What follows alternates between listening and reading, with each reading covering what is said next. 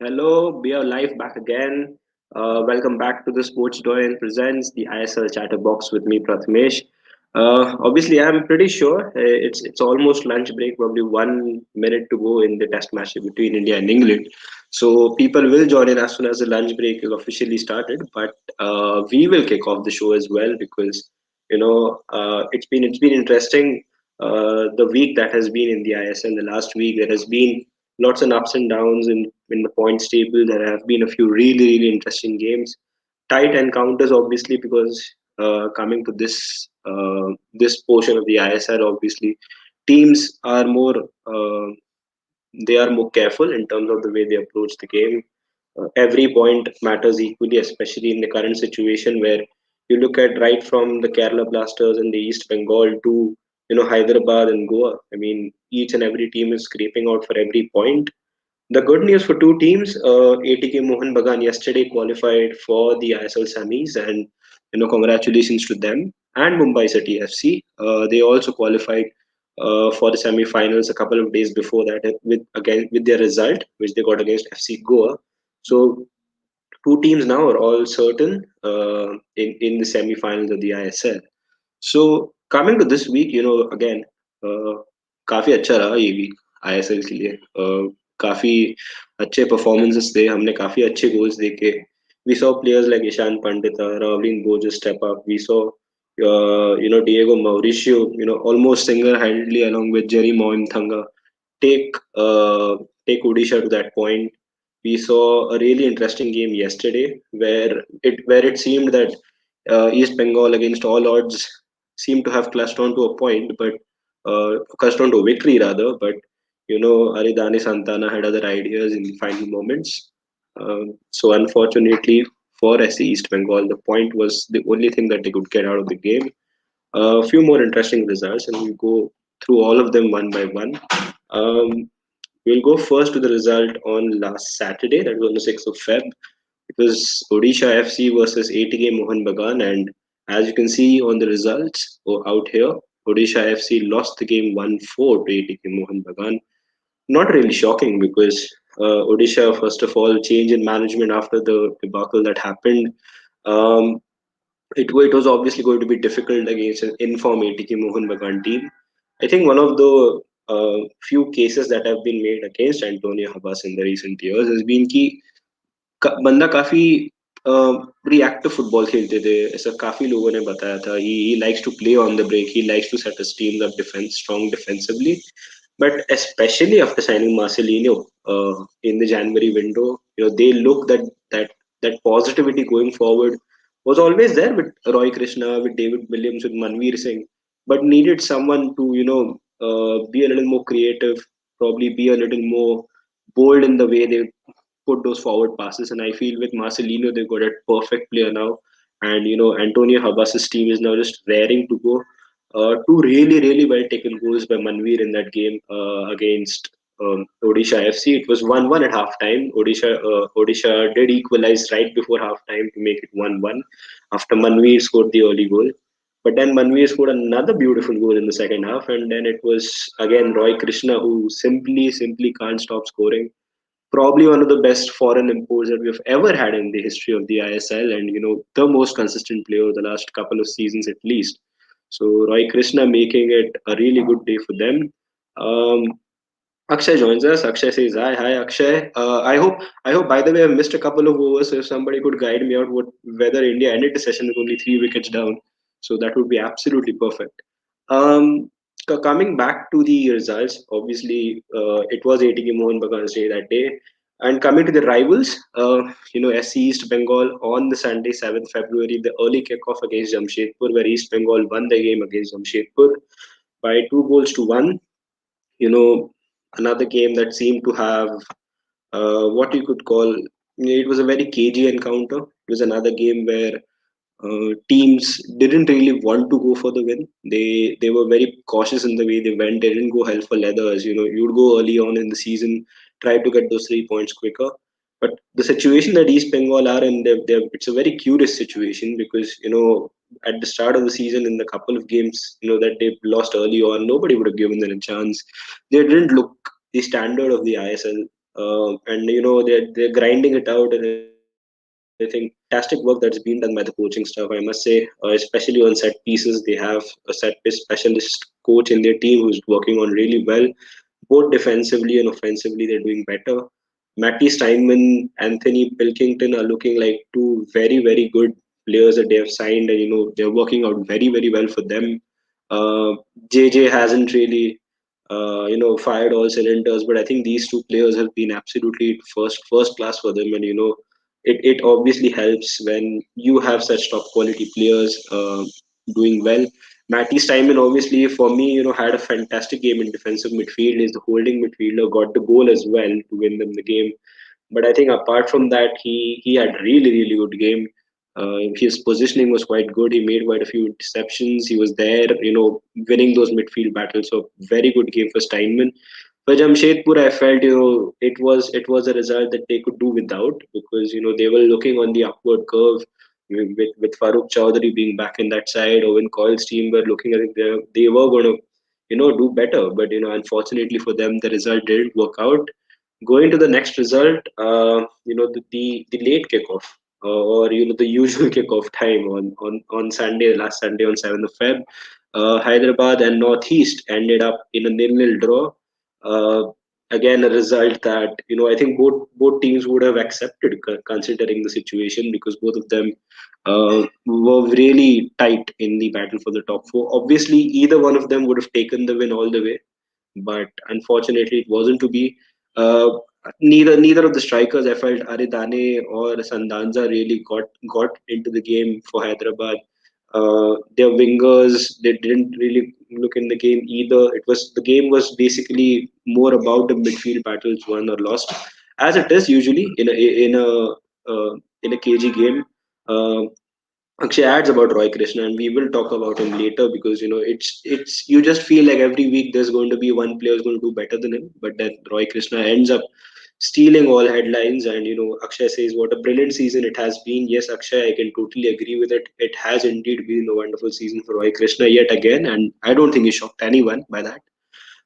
Coming back to the result between Northeast and Hyderabad FC, Hyderabad obviously will be disappointed. They were above the table in as compared to Northeast United. They did bring in players like Liston Colasso in the second half, but in spite of that, they couldn't really get it going. Deshaun Brown as well came on in the second half for Northeast United. I mean, their top striker didn't start. That pretty much says how much this team has played recently, how this team is looking at certain fixtures, and after that game they'll be slightly disappointed, but they are still level on points with FC Goa as it stands. They're not totally in a bad situation either. So I think both these teams would have taken a draw, especially considering that the next day Mumbai and Goa were to play. I felt probably on that very given day, Northeast would be disappointed. But looking at it today, they slightly would be. They would be slightly happy that okay, we are still in it. Coming to the next result, in which was probably not probably, definitely the game of the week. Mumbai or Goa, जिस जो मुंबई में रहते हैं, they know Goa is like their second home for a party destination. It was nowhere close to being a party for Mumbai City FC at Goa. No, no, no way at all. It was a really difficult game, and I really want to appreciate Juan Ferrando here, because he's done a magnificent job, taking care of this team, which had lost almost all its best players to Mumbai City FC in the transfer window. Um, they lost Ahmad Jahu, they lost Hugo Bumu, and I think they lost Amir Navde as well. They lost Mandar Rao Desai. So a lot of good players, a lot of quality players. They did lose. They got Glan Martins in January. Someone who a lot of players have said, even in the past, that he's someone who's made for FC Goa, and he looked good. Ishan Pandita, again, he scored his third goal of the season. Looked absolutely fantastic when he came on. But going to the game in itself, the first half was, a little shocking in a sense, because I felt Goa did really well in the initial 15-20 minutes to, absolutely put Mumbai on the back foot, which is where I really want to talk about Juan Ferrando, because the way we have seen Sergio Lobera teams play, they like to have their time on the ball, but they're usually crisp with their passing. And we haven't seen a lot of teams, a lot of managers being brave enough to actually go toe to toe and play the high pressing nature of football, where Mumbai City absolutely looked like they have no time on the ball at all. They were almost playing their entire team was almost playing in the Goa in the Mumbai half for FC Goa. So they were incredible the way they were pressing. Which is a segue for how the goal was scored, because it was Hugo Bumu, who was in his own half against the last man, who was also in the Mumbai City half. And once you put a defender 1v1 with Hugo Bumu, Bumu is usually going to win that race. Hugo Bumu won the foot race. He rounded off the goalkeeper and scored the goal. And then, the usual frailties of FC Goa, as well as the strength of Mumbai City FC, came to their rescue. When Adam Lefondre scored his goal off a corner, the shot was initially saved by Dheeraj, which came off Anand's header, but then that header was, that save was parried into the head of Adam Lefondre, who seemed to have, his goal scoring touch, in pretty good nick as well. He's one of the top scorers in the league, currently at fourth now because of the action that has happened this week. Lefondre did score, but it was only 2-0, and then just as it seemed like Mumbai would be comfortable going into half time. With a two-goal advantage. Glenn Martin seemed to have another idea from long range. For people, I'm incredibly disappointed I can't show that goal out because of the copyright issues. But if some people want to recognize from memory, I would say it is one of those goals which you saw from not as close as Paul Scholes' goals against Barcelona, but not the similar range either, but somewhat. Luka Modric's goal again against Manchester United for Real Madrid in that nanny sent off game. It's a very famous game there. So two Old Trafford goal references. I think that was pretty similar. That Modric goal was, I think, more similar than the one uh, which happened with Paul Scholes, but Glenn Martin's goal was an absolute peach. I mean, it definitely, along with the goal which Gary Hooper scored, is definitely in contention for goal of the season. There's no doubt about that. Vignesh's goal as well was good early on. So, three really good goals that we've seen this season. Glenn Martins put Goa back in the game.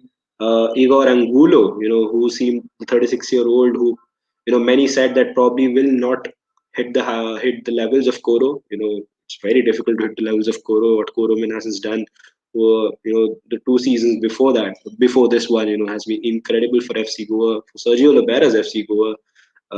It was Igor Angulo who made it 2-2 in the second half, and he was the only striker who was moving inside the box when everybody else was just stationary. And I think he just beat the offside trap with ease and scored his goal. A very, very, very good cross by Noguera as well, who also seemed to have a good game. Noguera against Bumo is always touted as a highly fought battle in the ISL. So a good battle there. Talking about FC Goa, Akshay adds that FC Goa has managed well considering their business in the transfer window. Yes, Akshay, I feel what they have done is they've gotten players who are young, who are talented, and also they have shown the right application with those players. I feel Juan Ferrando has come in and he's done a commendable job. He has depended a lot on Edu Bedia to lead this team from midfield. We have seen players like Pandita, obviously, but Igor Angulo, who is one of the top scorers in the league, he's really stepped up this season. We've seen Noguera be absolutely brilliant on the ball. He's probably the highest assist maker in the league as well. So those two have really stepped up this season. To go and defense, I think Seriton at right back has looked, again, brilliant this season as he was last season. So I think these players in like individually have obviously stepped up, but as collective as a unit, they've done really well. They've done really well, Akshay, again to manage injuries. I feel because injuries have they do have a repercussion when certain teams when they have slightly thinner squads in the ISL, it becomes a little difficult. But Goa have done excellently well to manage those injuries as well. And then coming to the rest of the second half, the action happened straight in the 90th minute when Ravlin Borges, who had missed a chance a couple of minutes earlier to score a goal, scored this time for Mumbai City FC, and it looked like it was a certain winner. और फिर हमारे Ishan Pandita from FC Goa वो आए and he had absolutely different plans when he came on. He came on after the goal that was scored by Rowland, and again Mumbai City FC, who are very, very strong in defending set pieces. I felt they let this throw in go a little more in your little more in their favor, and that throw in was capitalized on by Edu Pedia's excellent cross for have gotten between the two centre backs, Mutada Fall and Hanan Santana. It's incredible how a player of his stature could get in between such giants and still manage to score that goal. That is probably a goal that reminds me of goal poachers. Some excellent goal poachers over the years that have played in different leagues. And I think Ishan Pandita's goal was an absolute goal poacher's goal. Fantastic equalizer for FC Goa. The celebration from Ishan Pandita will probably be one of the iconic moments in the ISL this season. As Akshay adds, loved that equalizer. Akshay, as the host of the show, I'm supposed to love that, definitely. But as a Mumbai City FC fan, I'm pretty sure my heart was broken at that point of time. So I know people enjoyed that, and I think as a football fan, as an Indian fan, I enjoyed it as well because you look at players like Ishan Pandita, like Jerry Mohan Thanga, you look like Anirudh Thapa, Ravlin Borges, you look at Suresh Vanjam from Bengaluru FC, you look at you know Changte. Already we have Sunil Chetri. So many good, talented players in the ISL this season. It's so difficult now for the Indian coach. It's a proper headache for him, even to select the goalkeeper, which looked to be the most obvious position now. So what a good headache all of a sudden for the Indian national team to have. And to be fair to all of these guys, they have been performing for the last couple of years or more than that. Especially Changte has been talked about a lot. Rahul KP from Kerala Blasters, another one to look out for. He has an absolute bright future ahead of him, and I really, really wish that he capitalizes on his chances in this Blasters team this season. Coming to the next of the results, I'll try to move a little quicker here. Bengaluru FC lost to ATK Mohun Bagan in another game, which I felt was an absolute Sergio Lovera masterclass. Sorry. My apologies. Antonio Habas masterclass. We were talking about Lovera the previous game, but yes, an Antonio Habas masterclass for ATK Mohun Bagan. They were absolutely on the toes, on their toes. They were absolutely on. They put Bengaluru FC on their heels. Bengaluru couldn't retain the ball. They couldn't do much when they had the ball. And again, who else but Roy Krishna to score the goal? And Marcelino's free kick is another one of those brilliant goals in this game week. And please do watch that. Another excellent goal from Marcelino, who I felt in his time as Odisha looked really out of sorts. Probably the way the team played didn't suit him either. Didn't have the quality around him to convert the chances he could have created. So unfortunately for him, it didn't work. But it was here, that he actually is now starting to come off, back into the form that we saw him last season, along with Bobo for Hyderabad. Both of them were absolutely top notch last season. But it's Marcelino now who he has Roy Krishna this time, and an even better striker, probably the best import that the ISL has ever had. You know, along with him, to convert his chances. And it looked in that game that Bengaluru at no point looked like they were going to get back in the game. After they led 2-0 in the first half, ATK they hardly gave away any chances for Bengaluru, and the game was clinched absolutely wonderfully by the boys. I think two good games for ATK Mohun Bagan in the week. Beating Odisha, as you can see in the results here on the Saturday, and then they also beat Bengaluru FC on the 9th. Two teams at different spectrum of their progression right now. Bengaluru obviously are in a better cycle, even though they also changed their manager. But I think Odisha still a long way to go. But we will talk about them on the game that happened on the 11th. Just a quick look back to the chennaiyin Jamshedpur game, which was probably one of the most eventless games that happened in the ISL in the game week. Uh, Jamshedpur winning that match by 1-0. A goal that came, incredibly late on.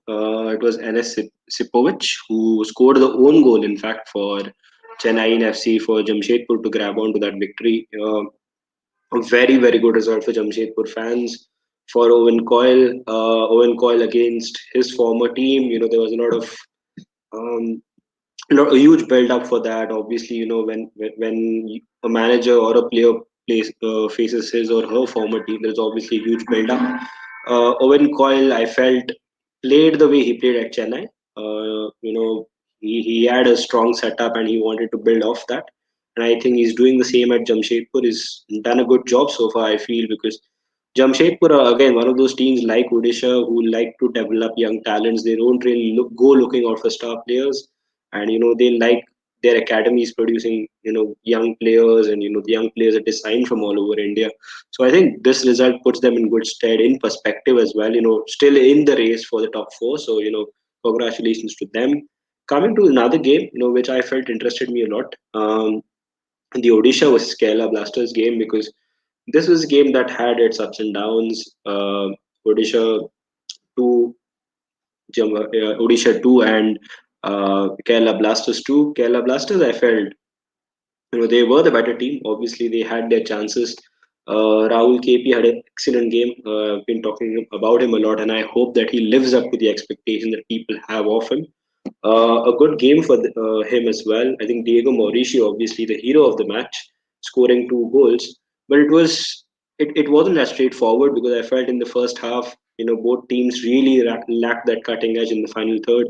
It was only in the last minute when Jerry Mohan Thanga's ball, which was in behind the defense, which Mauricio did well to take it in his stride and convert. That's what gave Odisha the lead, and then we saw Jordan Murray and Gary Hooper score the goals for Kerala Blasters, which seemed to put them in course for a positive result. But again, it was Diego Mauricio this time through a cutback from Jerry Mohan Thanga equalized the scoring. Overall, I felt it was a good game. If you look at the statistics, the Blasters had 57% of the ball, so they did dominate a little bit. But if you look at the shots on target, it was Odisha who had 4, Kerala Blasters who had 8, which is why the Blasters will feel that they should have won the game. But the most interesting and the crazy statistic that I've never seen in the ISL, I don't feel I've seen this stat ever in the ISL.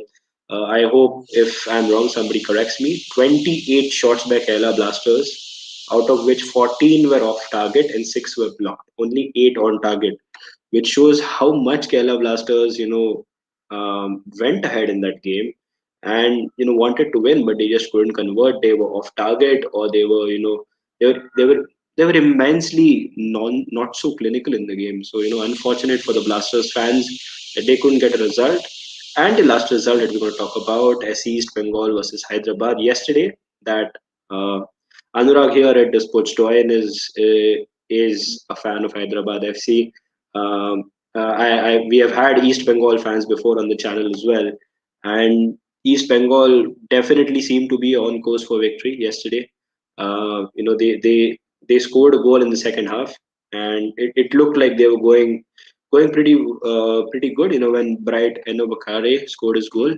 Um, Again, I felt Bright was one of those players this season who has revitalized the way SC East Bengal has played. Wasn't there in the initial games, but now he's looked extremely good. He's played his role well. Him and Pilkington, to be honest, have looked really good in as the front two players.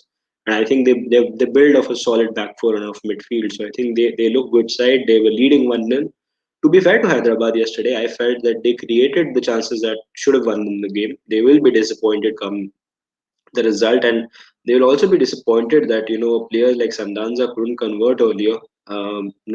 He had good chances, but I think Subrata, obviously a very good goalkeeper, saved a couple of chances, but then couldn't stop Aridane Santana from scoring. It's almost impossible. Sometimes when you look at the way Santana plays, for him to not score in a game, he creates a lot of chances for himself, for his for the runners that come from midfield, and he looks like he can score almost any game. And it was the time for the captain to step up, and step up is what he did. The goal that ironically for East Bengal was so bad that not only did it not get the 3 points, they also saw ATK Mohun Bagan qualify for the ISL semi-finals because of that goal. So a double blow for them. But for Hyderabad fans, good showing by their team. They move on to third, and we'll just have a look at the points table while we are at it. As you can see on your screens, I will just get rid of the banner that is coming in between. Yes, so you can look at Mumbai City FC, the first team who qualified for the playoffs, 16 matches, 34 points, and a goal difference of massive positive 14. ATK Mohun Bagan, after this game, after the result on the Friday, that is yesterday, are at 33 points, and they have also qualified. Hyderabad, courtesy of yesterday's result, are now on 24, a point ahead of FC Goa, but FC Goa are at 23, and they have a game in hand, so they might looking at the current scenario, if Northeast and Goa, either one of them were to win their games, Hyderabad might just end up even in fifth position come the end of the game week. Jamshedpur, they are at six, and they obviously are back in the hunt for the top four places. Bengaluru are at 19, Chennaiyin at 17, East Bengal at 17, which is why I felt it would be extremely disappointed with yesterday's result. It, although they have a massive negative goal difference, I felt being on 19 and being 3 4 points off 4 points off that top four spot would have possibly helped them a lot. So I hope that they find that extra bit of resilience that is needed in games like this. Kerala Blasters at 16, which where I felt I could just draw a line. I feel anyone below 17 is anyway not standing a chance. I feel even teams like Chennai and East Bengal are probably out of the race, considering the way the games are coming thick and fast and the way the other teams are performing. I feel I would draw a line at Bengaluru. That is where I feel the top four battle ends at now. Odisha FC, they are at 9 points. Unfortunately, the season hasn't been good at all for them. A season that they wouldn't want to remember, but there is always scope for improvement. So yeah, this is the points table as it stands right now. I have a few comments coming in. Kushagra saying that top work. Thank you, Kushagra. I hope that in today evening's live we will have to talk about the other top work that has been done by someone in Chennai right now. Siddharth, this is our year. Yes, Siddharth, it does look like this is our year. Me and Sid have been uh, you know, following Mumbai City FC for quite a long time. I remember going to the stadium with Siddharth for a couple of times at the DY Patil when it used to happen at the DY Patil in the earlier seasons. And now it's taken us 7 seasons of the ISL to be on top. Obviously, a lot of signings and a lot of money coming in from City Football Group as well. That obviously helps. I'm pretty sure a lot of Man City fans can echo our sentiment, but this does look like our year. Meda's in the comments. Hi, Meda. PP must be very happy seeing Mumbai on the top of the table. Yes, yes, yes, yes. That's not even a question. Extremely happy, but extremely worried as well at the same point because as a Mumbai fan, you look at ATK Mohun Bagan, just creeping in every moment. They are at 33 now. Coming to this, a very very interesting last league game of the season is Mumbai City versus ATK Mohun Bagan. So if there was any game to end the season, I don't think it would have been any better than that one. The last league game of the season. Probably that will be the match that will decide who plays in the AFC Champions League next season. So the ISL Shield becomes an incredibly important segue now because in the previous seasons obviously it didn't happen, but now the ISL Shield and the complication of the AFC Champions Cup qualification is why I think I would love personally to see Mumbai there. And ATK Mohun Bagan wouldn't be such a bad shout out either because they look like they are a fantastic team themselves. Siddharth adds in the comments, all the Forlands and the Anelkas didn't work until the real goat Lefondre showed up. Oh, yes, yes, yes. Lefondre showed up quite well, to be honest. We also had Sunil Chetri. We have had a lot of goats here, but Lefondre obviously showed up. Siddharth, in all honesty, I also felt when you have players like Ahmed Chahu, you have Rainier, you have Bipin was playing really well. You have Hugo Boom who's on the top of his game as well. You have Amer Anavde. You have Sergio Lopera, basically the manager under whom the teams have, scored the most goals in ISL history. So all of this has helped, but I really hope that. And to be honest, to be fair to Lefondre, him and Ogbeche have rotated quite a bit between themselves. I felt had Lefondre played all the games, he might have probably been the top scorer.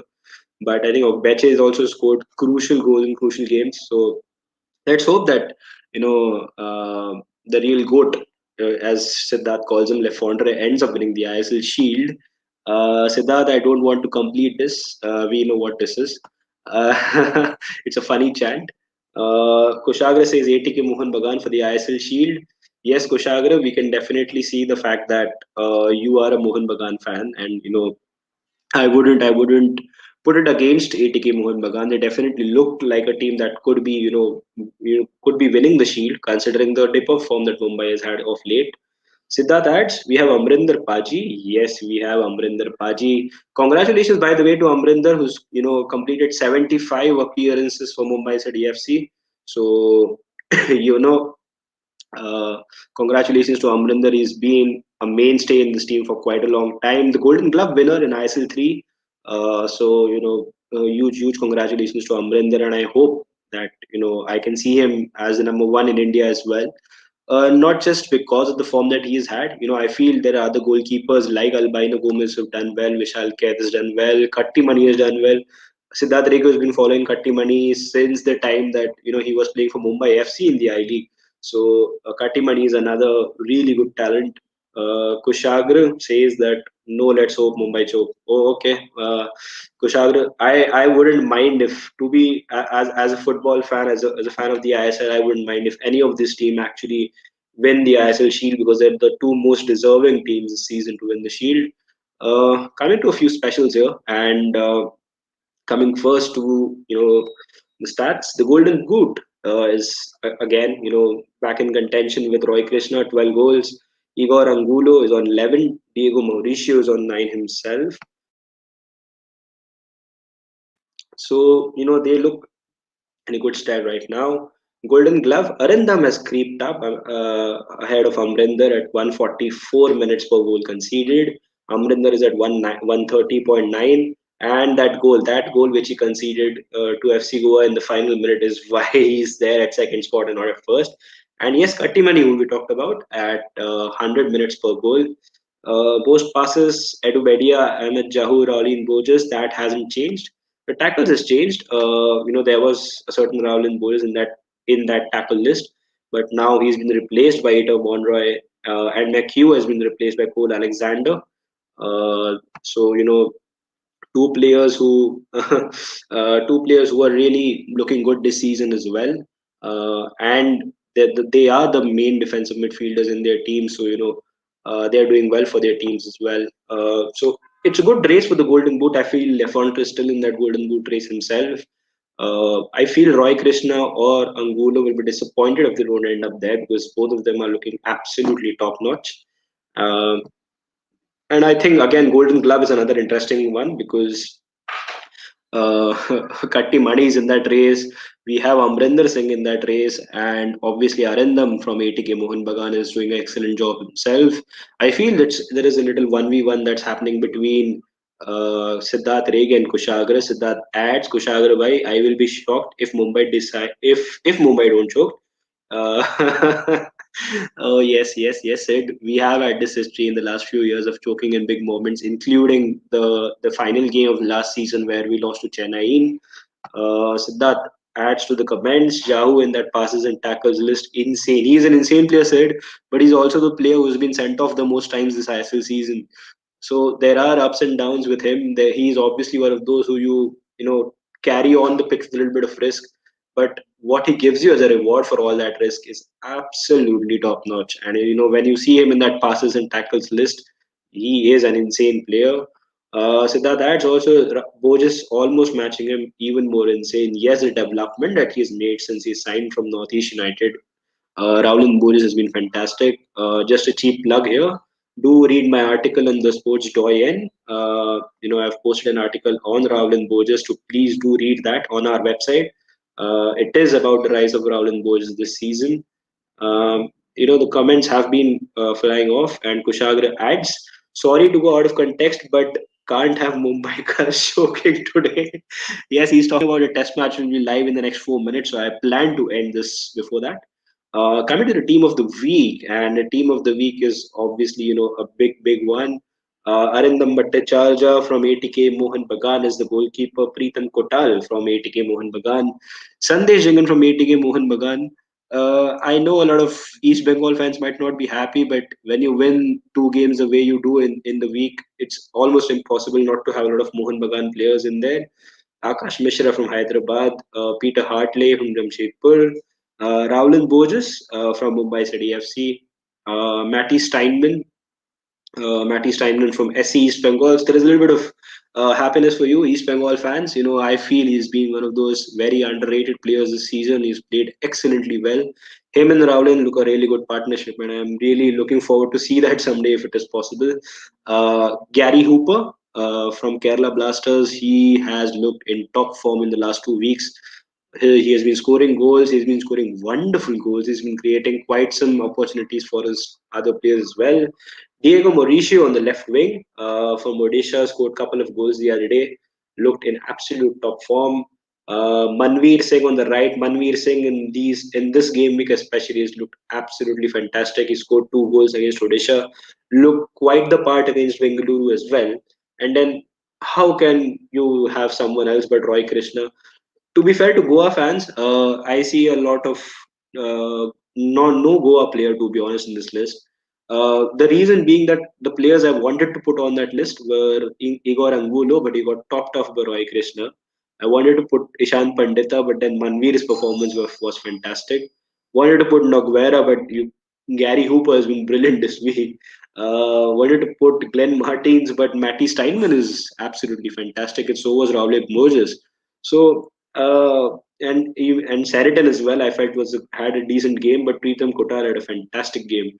So unfortunately, the positions where FC Goa players could have been, there were other players who had a fantastic game. Again, the same is my argument when I put on the manager of the week later, which is where we'll move on first. Actually, not later. So this is in fact the ISL Chatterbox team of the week. I feel this is a team that has a lot of goals in it. Players like Akash Mishra and Preetam Kutal, both good offensively and defensively. Jingan and Hartley, very good on the head, with their head. I was going to talk about hair, but then I realized that Hartley doesn't have a lot of it. Sandesh Jingan has a lot of it, so there is a lot to talk about the hair. And Arindam Bhattacharya, obviously, a very strong goalkeeper. The best in the race for the Golden Glove right now. So yeah, this was the ISL Chatterbox team of the week. Let's move on to the manager of the week, who was none other than Antonio Lopez Habas. The guy has been winning the ISL for quite some time. He has been absolutely fantastic. Again, the criticisms that he usually gets that he's a defensive manager. You look at the performances this week against Odisha and Bengaluru, and you will be surprised if you feel that people call him a defensive manager. The way he managed both of those games tactically was excellent, and which is why he makes the cut ahead of Juan Ferrando. Because I felt the other manager was going to make the cut, and he wasn't my initial thought that I felt Juan Ferrando was the manager of the week. But then ATK Mohun Bagan winning those two games and the style in which they did it and tactical genius which it was by Antonio Habas wins him the manager of the week. Coming to the final two sections, the goal of the week. Yes, Goa fans, there is a little reason to be happy. Glan Martin's goal against Mumbai City FC, that scorcher of a goal, which if you haven't watched, go to the ISL website and do watch that. He was, absolutely top notch. He got an early yellow card, which is why he looked dicey in midfield. But after that, he was splendid, and his goal was probably that got everyone off their seats and to the player of the week. And if there are any surprises here, I would be shocked. Presenting the player of the week, it is Roy Krishna, and I had no doubt about this. Roy Krishna again scoring scoring goals for fun. He has looked, absolutely brilliant, playing off the shoulder. He comes in deep when it's needed. He does everything that you possibly want from a centre forward. He is the ultimate package. And again, I would like to add probably the best import that the ISL has ever had. And the performance that he's been putting in, week out, it's so difficult to have someone else as the player of the week. I genuinely hope that next week there is a different player because that means he would have scored an absolutely, fantastic performance in the two games that that player would have played in to trump over Roy Krishna. So fantastic for him. I'll have the final few comments before we head off. We have had this comment. Siddharth Rege adds Rohit 300, India 350. Atul Kumar Maurya adds Roy Krishna fantastic. Yes, Roy Krishna has been fantastic and a fantastic segue for us to call it a day. Thank you to everyone who joined in the comments, especially Kushagra, Siddharth, Atul, Akshay, Meda. You joined in the comments and made it an even more interesting session. To all the people who will watch this, please make sure you subscribe. You click on the bell icon. You visit our website, which is www.thesportsdoyen.com, wherein we provide daily updates on the Hero ISL, and we will be posting it on our Instagram pretty soon as well. So thank you to all the viewers who's joined me today, and please stay safe and stay tuned to the Sports Doyen.